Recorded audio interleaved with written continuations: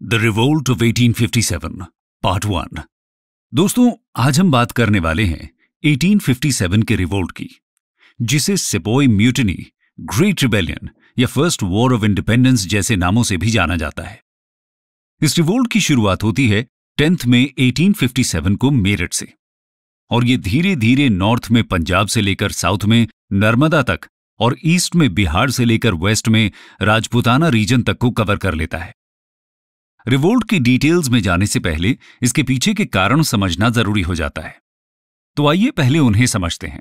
Causes of the 1857 revolt.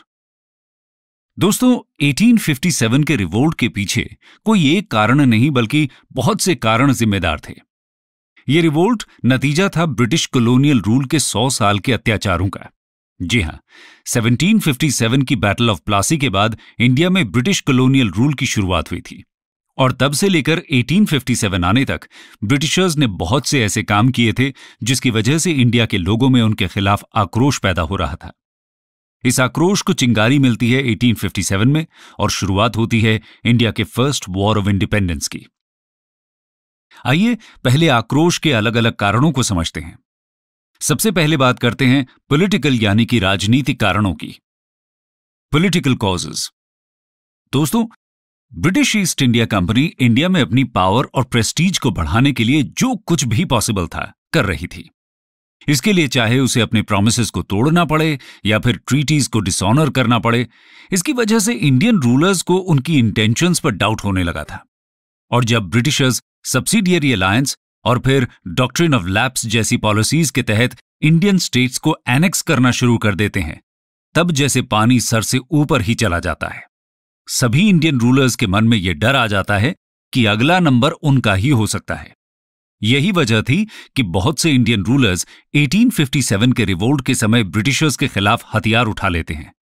अब बात करते हैं 1857 रिवोल्ट के पीछे के इकोनॉमिक कॉजेज की। Economic causes. दोस्तों, ब्रिटिश ईस्ट इंडिया कंपनी का मेन मोटिव तो इंडिया में ज्यादा से ज्यादा प्रॉफिट्स अर्न करना ही था। इसके लिए तरीके भले ही उन्होंने अलग अलग इस्तेमाल किए हों, बेसिकली उनकी इकोनॉमिक पॉलिसीज की वजह से इंडिया की ट्रेडिशनल इकोनॉमी पूरी तरह से डिस्ट्रॉय होने लगती है। ऐसी कोई भी इकोनॉमिक क्लास नहीं थी जिसे ब्रिटिश रूल में नुकसान नहीं हुआ हो, चाहे फिर वो पेजेंट्स हों, मर्चेंट्स हों, आर्टिजन्स हों या फिर जमींदार ही क्यों ना हो। ब्रिटिशर्स ने जो लैंड रेवेन्यू सिस्टम्स इंडिया में इंट्रोड्यूस किए थे, जैसे कि परमानेंट सेटलमेंट, रेवतवाड़ी सिस्टम या महलवाड़ी सिस्टम, सभी में रेवेन्यू रेट्स इतने हाई रखे गए थे कि पेजेंट्स की कंडीशन मिजरेबल हो जाती है। रेवेन्यू चुकाने के लिए उन्हें कर्ज लेने की जरूरत पड़ने लगती है और इस तरह वो धीरे धीरे मनी लेंडर्स के जाल में फंसने लगते हैं। इसके साथ ही एग्रीकल्चर के बढ़ते कमर्शलाइजेशन ने भी पेजेंट्स की हालत खराब कर दी थी। इसी तरह ट्रेडिशनल जमींदार्स को भी रेवेन्यू चुकाने में देर होने पर सनसेट क्लॉज की वजह से कई बार अपनी जमींदारी से हाथ धोना पड़ता था। एग्जाम्पल के तौर पर अवध में 21,000 तालुकदार्स, जो कि वहां के जमींदार्स को कहा जाता था, उनकी स्टेट्स को कन्फिस्केट कर लिया गया था। इसी तरह इंडियन ट्रेड और मर्केंटाइल क्लास को भी ब्रिटिश पॉलिसीज की वजह से नुकसान हो रहा था। ब्रिटिशर्स ने इंडिया के गुड्स पर तो हाई टैरिफ ड्यूटीज इंपोज कर दी थी, जबकि इंडिया में ब्रिटिश गुड्स के इंपोर्ट पर बहुत ही लो टैरिफ्स रखे हुए थे। इसकी वजह से इंडिया से कॉटन और सिल्क टेक्सटाइल्स का एक्सपोर्ट पूरी तरह खत्म होने की कगार पर आ गया था। आर्टिजन्स और हैंडीक्राफ्ट के लोगों को भी अनएम्प्लॉयमेंट का सामना करना पड़ रहा था। इंडियन रूलर्स जो इन्हें पेट्रोनेज देने का काम करते थे, उनके स्टेट्स को तो ब्रिटिशर्स ने एनेक्स कर लिया था। इसके साथ ही इंडियन हैंडीक्राफ्ट्स को डिस्करेज करके ब्रिटिश गुड्स को प्रमोट किया जा रहा था, जिसके परिणाम स्वरूप इंडियन आर्टिजन्स एम्प्लॉयमेंट के लिए कोई दूसरा रास्ता खोजने पर मजबूर हो गए थे, और वो मिलना भी बहुत मुश्किल हो रहा था क्योंकि मॉडर्न इंडस्ट्रीज का डेवलपमेंट भी इंडिया में नहीं हो रहा था। इस तरह से ब्रिटिशर्स की शोषणकारी आर्थिक नीतियों के कारण इंडिया के लोगों की आर्थिक स्थिति खराब होती जा रही थी, और ये एक बहुत बड़ा कारण बनती है 1857 के रिवोल्ट का। आइए अब बात करते हैं कुछ एडमिनिस्ट्रेटिव कारणों की। Administrative causes. दोस्तों, कंपनी के एडमिनिस्ट्रेशन में बहुत ज्यादा करप्शन फैला हुआ था, जिसकी वजह से आम लोग बहुत परेशान थे। इसके साथ ही कंपनी का एडमिनिस्ट्रेशन इंडिया के लोगों के लिए एकदम फॉरेन था। कंपनी के साथ किसी भी तरह का कोई रिलेशन लोग महसूस नहीं कर पाते थे। साथ ही एडमिनिस्ट्रेशन की भाषा और तौर तरीके भी उनके लिए समझना मुश्किल हो रहा था। पुलिस हो या जुडिशरी, आम जनता की सुनने वाला कोई भी नहीं था। इस वजह से भी लोगों में ब्रिटिश रूल के खिलाफ असंतोष की भावना बनी हुई थी। अब बात करते हैं कंपनी के खिलाफ पैदा हुए आक्रोश के पीछे के कुछ सोशो रिलीजियस कॉजेस की। Socio religious causes. दोस्तों, ब्रिटिशर्स कभी भी इंडियंस को अपने बराबर का नहीं समझते थे। उनके एटीट्यूड में रेसिज्म और सुपेरियरिटी कॉम्प्लेक्स भरा हुआ था। इसकी वजह से एक आक्रोश तो लोगों में था ही। इसके साथ ही ब्रिटिशर्स बहुत सी ऐसी सोशो रिलीजियस पॉलिसीज फॉलो करते हैं जिसकी वजह से यह आक्रोश और भी ज्यादा बढ़ने लगता है। इसमें सबसे ज्यादा इंपॉर्टेंट है क्रिश्चियन मिशनरीज की एक्टिविटीज।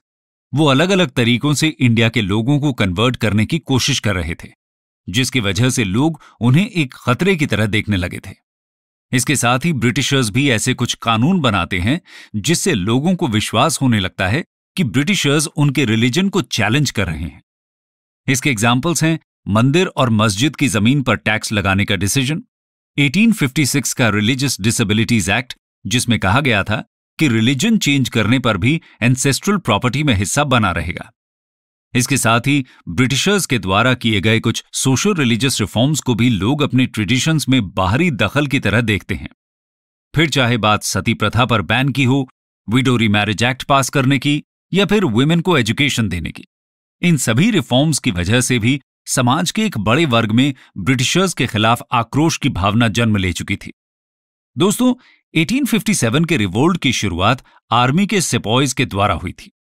इसलिए कुछ ऐसे कारणों को भी समझ लेते हैं जिनका संबंध सिपॉयज के साथ था। Reasons for sepoys discontent. दोस्तों, सबसे पहले याद रखने वाली बात यह है कि सिपॉयज भी असल में पार्ट तो इंडियन सोसाइटी के ही थे। इसीलिए जो भी परेशानी जनरल सोसाइटी में हो रही थी, वो सब रीजन तो सिपॉयज में आक्रोश पैदा कर ही रहे थे। और इसमें भी सबसे ज्यादा जिस बात का उन्हें डर था वो थी कि ब्रिटिशर्स उनका धर्म नष्ट करना चाहते हैं। इसके साथ ही सिपॉयज के कुछ और ग्रीवेंसेस भी थे, जैसे कि इंडियन सिपॉयज और ब्रिटिश सिपॉयज में बहुत डिफरेंस देखने को मिलता था। इंडियन सिपॉयज के साथ कभी सम्मान का बर्ताव नहीं किया जाता था। ऑफिसर्स उन्हें गाली देकर बुलाया करते थे। साथ ही इंडियंस के लिए आगे बढ़ने के रास्ते भी नहीं खुले थे। वो सूबेदार की पोस्ट से आगे नहीं जा सकते थे। ये ब्रिटिशर्स के रेसिज्म का एक प्रतीक था। सिपॉयज के डिससैटिस्फैक्शन का एक रीसेंट कारण भी था, और वो था ब्रिटिशर्स का एक ऑर्डर जिसमें कहा गया था कि सिंध और पंजाब में सर्विस के लिए जाने पर सिपॉयज को कोई फॉरेन अलाउंस नहीं मिलेगा, जैसा कि उन्हें अब तक मिलता आया था।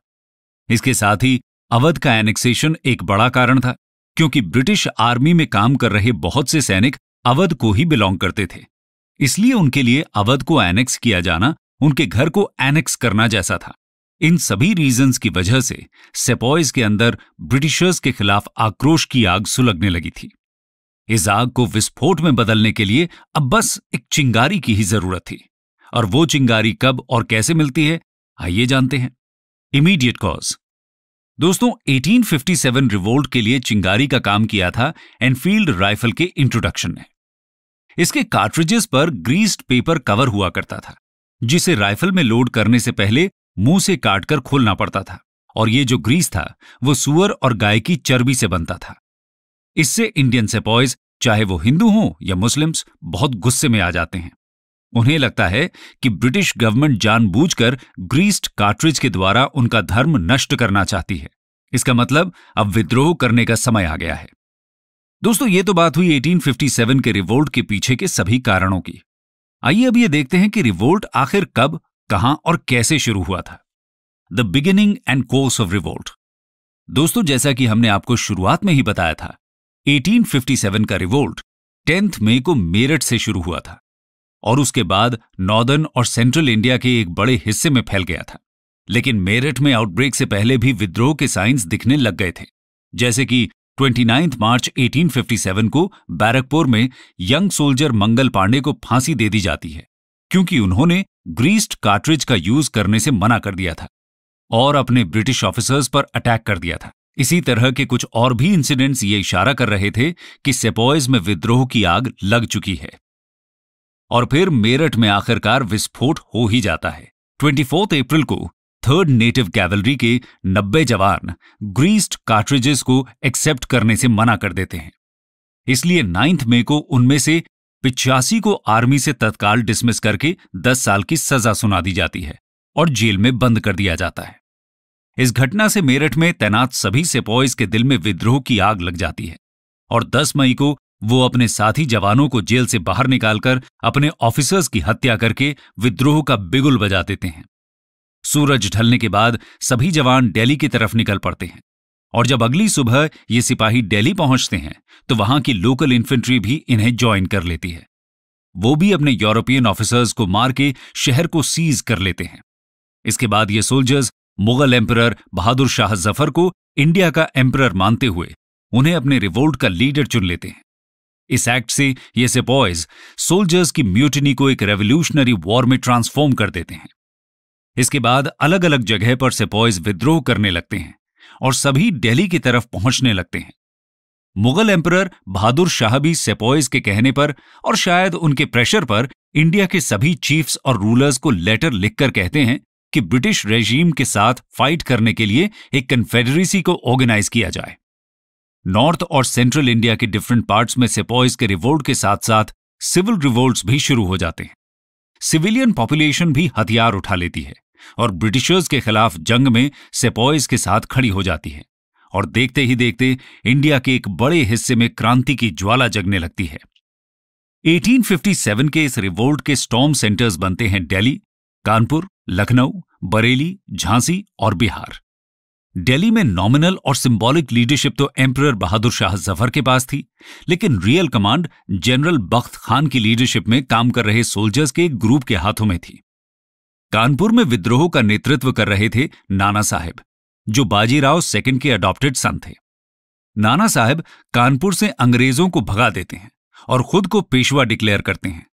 नाना साहब का यहां साथ देते हैं उनके सबसे काबिल और लॉयल साथी तात्या टोपे। लखनऊ में बेगम हजरत महल विद्रोह को लीड कर रही थी। उन्होंने अपने बेटे बिरजिस कादिर को अवध का नवाब डिक्लेयर कर दिया और 1857 के रिवोल्ट की सबसे फेमस लीडर रानी लक्ष्मीबाई झांसी में अंग्रेजों के खिलाफ जंग कर रही थी। बिहार में रिवोल्ट के चीफ ऑर्गेनाइजर थे जगदीशपुर के जमींदार कुंवर सिंह। इसके साथ ही फैजाबाद के मौलवी अहमदुल्ला भी 1857 के रिवोल्ट के एक आउटस्टैंडिंग लीडर थे।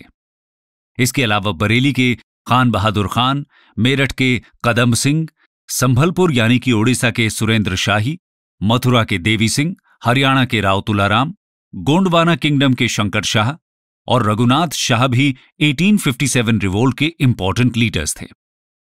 इन सभी लीडर्स की लीडरशिप में सिपॉइज और आम जनता एक साथ आकर ब्रिटिशर्स के खिलाफ 1857 की क्रांति की आग हर तरफ फैला देते हैं। लेकिन जैसा कि आप सब जानते ही होंगे कि आखिर में 1857 का रिवोल्ट असफल रहता है।